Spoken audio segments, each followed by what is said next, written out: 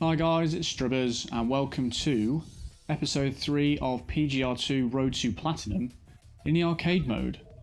So we have done 8 events out of the street races, a total of 20.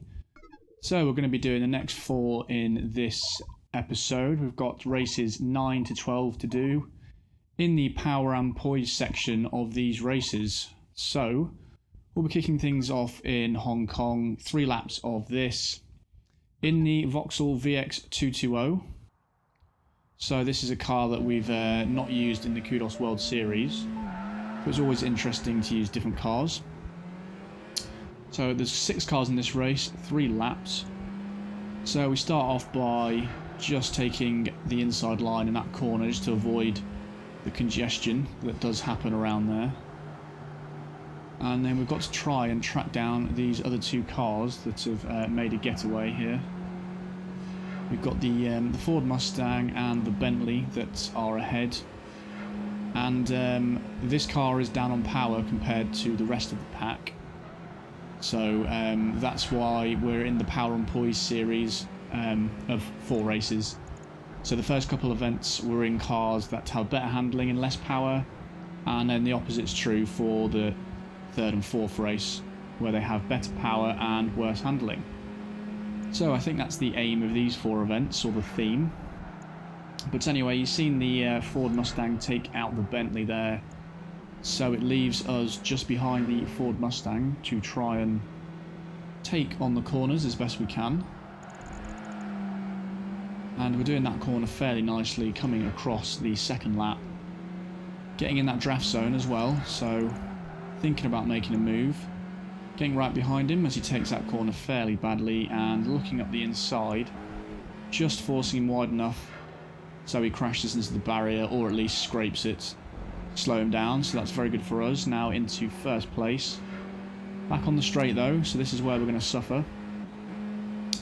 And for those of you who don't know, this Road to Platinum series just looks at the completed races. I'm also doing a Let's Play alongside this, but the Let's Play is going to take into account all of my failed attempts, so that's going to be a bit longer to watch those races. So this is more aimed at people that just want to see the completed races, but I will leave a link in the description to the Let's Play versions of these with live commentary if anybody wants to take a look at that. But this is more geared towards people just seeing the completed races and an example of them being done on Platinum. So it's more of a recap of the races. But we do cross the line to make it the 3rd lap. We start, and the Ford Mustang is still in contention with us here. It's about half a second behind. Coming into the straight again, where you can go full throttle round here. As you can see, he is starting to gain on us on this straight section, getting in our draft zone, but then he randomly veers off to the left, which means he crashes into the barrier and leaves us pulling away. So I'm not sure what was going on there, as he could have easily overtaken us at that point. And then looking at it, going around that corner, he also goes wide and crashes into the barrier. So he's not having the best section round here. Well, so that's very good for us, of course. Taking these final couple corners nicely. And you can see the gaps quite healthy now. So as we come across the final corner, not sliding around here this time, so that's very nice, across the line. And that's the first event done. Get a clean race as well, which is nice. Not always the case. In fact, it's usually not the case that I get a clean race, so I'll always take that. And you can see how far the Bentley is behind there. In our first couple of attempts, the Bentley did start to get away. So that was the problem car. But since the Ford Mustang took it out, it was okay from there. Moving on to the next street race, which is actually the hardest of the 4 in this group, and probably the hardest I've done so far. So we've got 3 laps of this strange Chicago track, a very long and boring track. But we're in the Lotus 340R against majority SUVs. And as you can see, we did get bullied a little bit at the start of that race. But we managed to emerge in second place right behind the Porsche. And in my first attempt of this, the Porsche started pulling away and I just could not catch it. It's very quick on this track, and you'd think the Lotus would be able to keep up around the corners, but to be honest, I struggled to try and keep up with it on most of the track. As you can see, I was right behind it at some point, but it is starting to pull away slightly now. So I do take most of the race to try and reel it in a tenth of a second at a time on a corner. But that's the way it is, I'm afraid. It's just a bit of a long slog, this race, and having to track him down. But I'm not a fan of this track at all. As you can see on the mini-map, it's mainly consists of straights followed by 90-degree corners. So this part here, we've literally turned around and come back over about 5 different bridges. So it's not the most entertaining track, put it that way. But at this point, you can see the Porsche still getting away, and on the straight as well. So I'm still trying to get used to the car as best I can. Not the best handling thing in the world, surprisingly, considering what it looks like and what you'd think it would handle like. It's not quite as good. But we take that corner onto the straight very nicely, leaving us some sort of catch-up on the Porsche there. We did make a little bit of ground on him, I think, so it's now about a second, just under a second. And the car behind us is 4.3 seconds, so we don't have to worry from an attack from behind at this point. See if we can do any more on these corners to try and catch up. And you can see the Porsche takes those ones very, very quick. The corners that you can carry more speed into, it seems to favour the Porsche Cayenne there. And this may be better on the tighter corners, but it didn't feel particularly good at this point. I was making some ground on them though, so as I said, you've got to just chip away at those that time, tenth of a second at a time each corner, and just see if you can make any ground. Got to be very consistent in this race. So it was about a second, and I think it's slightly closer at this point. Taking that nice and close to the apex. This is always a tough section of corners to get right. You've really got to take the right line there to get the maximum speed through there. But as we come through this corners, we really can see we are closing that distance to a couple car lengths, up to the point where we are now in the draft zone. So this is where I go for the move, even though it is a very tight corner. We did manage to push the Porsche wide there, even with this very light car, and that Porsche being a very heavy car. The momentum was with us, so we managed to just move him out the way with ease. So coming to the straight for the final time, or the second to final time, or the final lap is what I meant to say. And we can see behind us, we've just got a lead out of absolutely nowhere. Nearly 3 seconds. Explain that one to me. How we are fighting to keep up with him for 2 laps, a good 2 laps there, and then on the third lap, miraculously just pull a 3-second lead out the bag. Doesn't really make much sense, but at this point I wasn't complaining, because I thought this one was going to take a lot longer. Because on my first attempt I did pretty much go towards the end to realise I wasn't going to catch him. So it's a long time, because I think it's about 2 minutes a lap.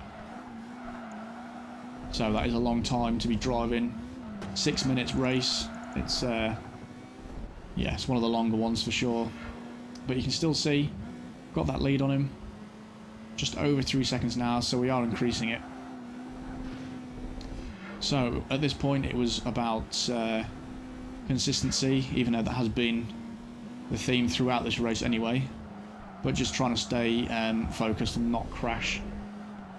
On the first corner of that lap, actually, I did crash, which was the first time I hit the barrier, so that was the clean race gone, which is a bit frustrating, but on Platinum, I don't think the clean race is the thing you're bothered about, let's be honest. It's just about getting the event done, any means possible. even if it means taking the opponents out, crashing into every wall, blocking them as best you can. We're going to get it done, no matter what. So, coming around the final few corners here, and you can see by my kudos total, it's not actually that much. I thought it was going to be more for this length race, but turns out it wasn't. And onto the straight now, and we've still got that healthy lead, so it is going to be a win for us here. 1 minute 54 lap, that might have been my quickest. But we can see the Mustang was catching the Porsche up there in the end. Excuse my voice there. But yeah, 1 minute 53 was my fastest for that one. And we've got the BMW X5, the Cadillac XLR, and the Volvo XC90 still running at this point. And I wasn't going to wait for them to finish, because God knows how long that would take. But we are on to number 11 now, into the second half of this episode. Driving the car that gave us the trouble in the last race. Porsche Cayenne Turbo. And we are against all of the small cars now, you can see. So at this point the tides have turned, where we can use this thing's weights to our advantage. And we can see the speed of this turbo kicking in here. Porsche Turbo really pulling us ahead of the rest of the pack there. But this is where the tide swings, obviously, because we are going to be less efficient in the corners than them. So we've just got to take the corners best we can. And at this point I got completely lost. Didn't realise where the track was going. So I went far too wide there. Opened the door for that Lotus behind, but we soon shut it for him. And coming around the final corner for the straight to the finish. Nearly on lap 2 now, and we've still got a lead on them. As you can see, we got ahead straight away because of the acceleration of this thing. And it's going to be about a minute a lap, just under. So we're going to have to see if we can maintain this lead. And we did see the Caterham sort of making a move on the Lotus there. So there's a few cars in this race that contest for that second place and try for the first place as well. As you can see as well, this is a lot shorter, this track. Half the length of that track we've just done. So it's always nice to have a shorter event.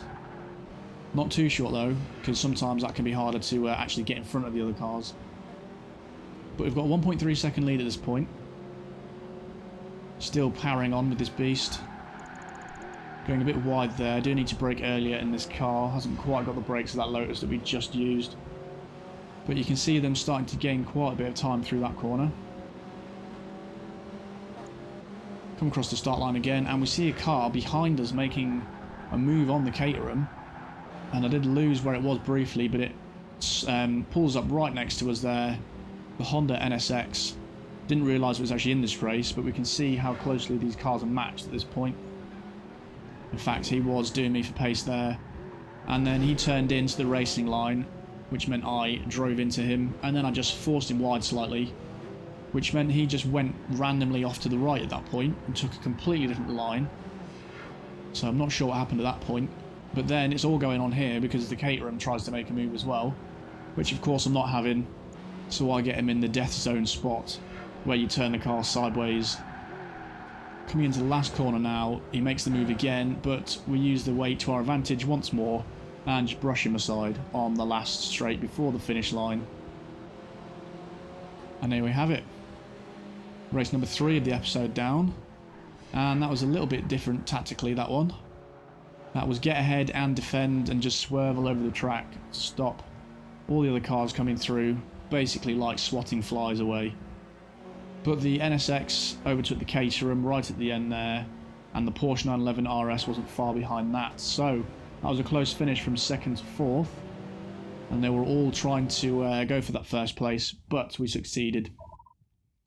And we're on to the final race of this episode, street race number 12, in the Ford Mustang Fastback, which I actually quite enjoyed driving this. I do quite like a muscle car, but the handling is never the best, so you've got to really adapt your playing style and driving style to them, but they're always fun to drive at least.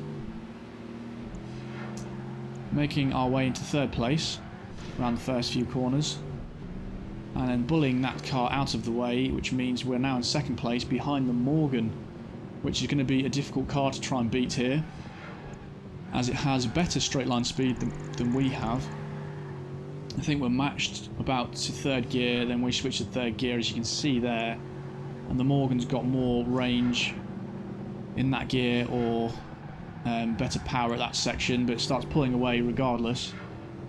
So maybe it's got longer gearing at that point, or whether it's just more powerful, but we've got to stick with it as best we can, taking the corners as nicely as we can, because this thing doesn't really turn around the corners all that well, and it also power slides and oversteers out of it, but we do manage to tuck inside the Morgan, pushing him wide slightly on this section, going side by side down this alleyway, which is never going to end well, never a good thing, but we do manage to have minimal contact and come out of that pretty unscathed.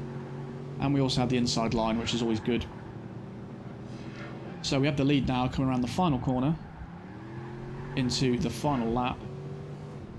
And he's still in that overtaking zone there. He's half a second behind. So we've got to try and keep this driving up. Make sure we don't make any silly mistakes. Taking that corner nicely. Really have to brake early in this car. You'll really suffer if you brake too late, because it will just slide right into the barrier. Sticking nice and close to that apex there. Can tap the handbrake just to get the car round as well if needs be, which I have done a couple times. Making sure not to hit that barrier on the inside, because I have done that a couple times. But luckily this is an even shorter race than the one we've just done. So that's over in no time, and another event down. So that's 12 street races down, guys. We've got 8 more to go. And then it'll be moving on to the difficult events, where things really start to get interesting with the timed runs and cone challenges. These street races are almost like a warm-up to that. Using different cars, getting used to different cars and different races. But there were no other cars near us in that one. The Vauxhall was the nearest one, 7 seconds behind. And a nice amount of kudos for that. And a rare sight, we rank up again. Rank 49 now, 1.4 million kudos. Can't actually remember the last time we did rank up. But that's very nice indeed. So more kudos tokens to spend on cars. And we've got street races 13 to 16 to do in the next episode, under the group of races called World Tour Sprint, which is going to mean these races are extremely small, as they are a sprint to the finish line, which is what I'm assuming they mean by that. So that's going to be it, guys, from me. I hope you enjoyed it, and I'll see you in the next episode.